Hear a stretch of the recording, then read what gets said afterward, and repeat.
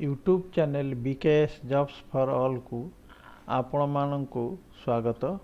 यही YouTube channel रे आपण माने चाकरी विषय रे समस्त सूचना पाई परिबे।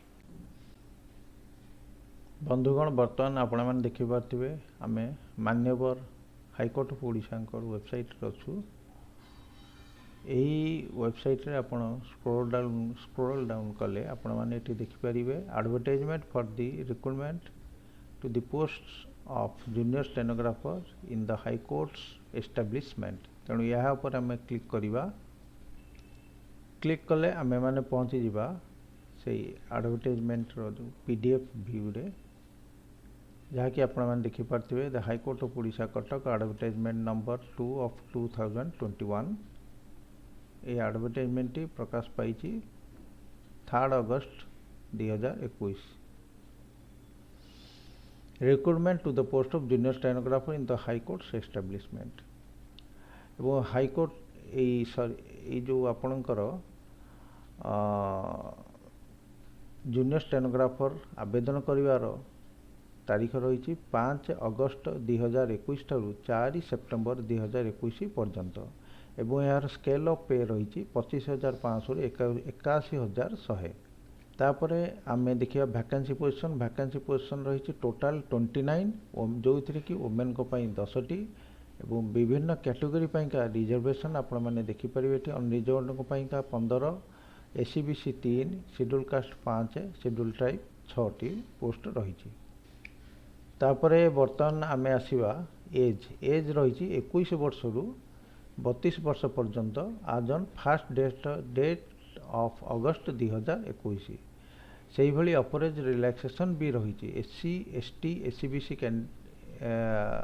वोमेन कैंडिडेट को 5 वर्ष एवं पीडब्ल्यूडी कैंडिडेट को 10 वर्ष रही।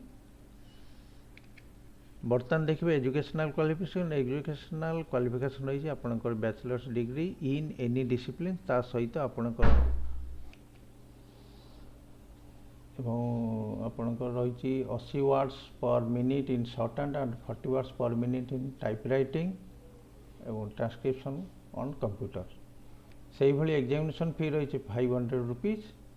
आउ candidates belonging to schedule caste schedule tribes and persons with disability are exempted from payment of examination fee. तेणु एससी एसटी बा पर्सन डिसेबिलिटी से कौन से एग्जामिनेशन फी रखा जाए नहीं। बर्तमान देखा सिलेबस एग्जामिनेशन। सिलेबस रही आपणकर टोटाल 100 मार्क्स 1.5 घंटार ड्यूरेशन पड़े। से रही रिटिन टेस्ट आपणकर इंग्लिश एसे जोटा लिखा पड़ो 20 marks. Translation Odia to English translation 20 marks.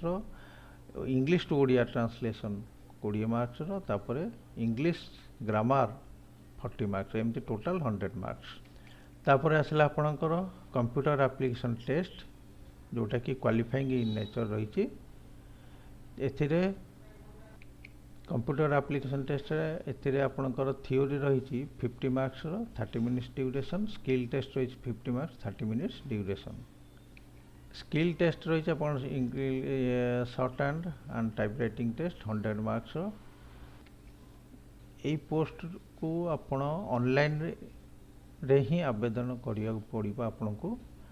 एवं डॉक्यूमेंट कौन कर देवे ना एचएससी सर्टिफिकेट देवे आज प्रूफ ऑफ एज।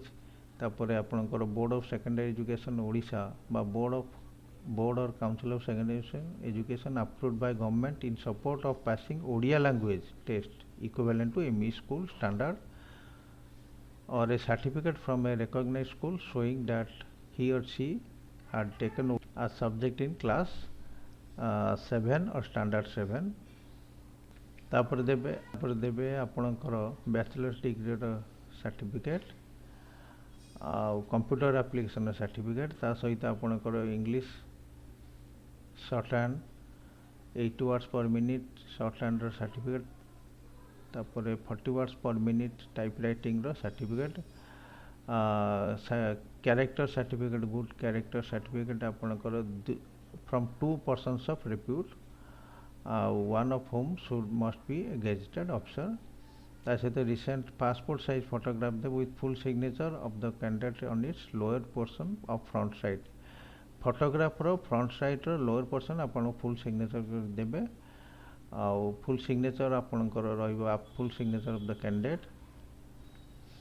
ତା ସହିତ ରହିବ ଆପଣଙ୍କର କାଷ୍ଟ ସାର୍ଟିଫିକେଟ୍ ବି ଦେବାକୁ ପଡ଼ିବ। ତେଣୁ ଆପଣମାନେ ଆବେଦନ କରିବା ପୂର୍ବରୁ ଆପଣମାନେ ଆଡ଼ଭର୍ଟାଇଜମେଣ୍ଟ ସମ୍ପୂର୍ଣ୍ଣ ଭାବରେ ଭଲ ଭାବରେ ପଢ଼ି ନେବେ ଏବଂ ଅନଲାଇନ୍ ମୋଡ଼୍ରେ ହିଁ ଆପ୍ଲାଏ କରିବେ। ଅନଲାଇନ୍ ମୋଡ଼୍ରେ ଆପ୍ଲାଏ କରିବା ପାଇଁ ଆପଣଙ୍କର ୱେବସାଇଟ୍ ରହିଛି www.odishahighcourt.nic.in। ଏହାର ଲିଙ୍କ୍ ମଧ୍ୟ ମୁଁ ଆପଣମାନଙ୍କୁ ଡେସ୍କ୍ରିପସନ୍ରେ ଦେଇଦେଇଛି, ଆପଣମାନେ ଦେଖିନେବେ।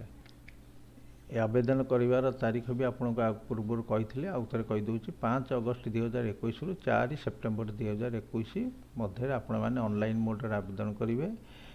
ଏହା ଥିଲା ଆଜିର ଚାକିରି ସମ୍ବନ୍ଧୀୟ ସୂଚନା। ଭିଡ଼ିଓଟିକୁ ଲାଇକ୍ କରନ୍ତୁ, ସବସ୍କ୍ରାଇବ୍ କରନ୍ତୁ। ଧନ୍ୟବାଦ।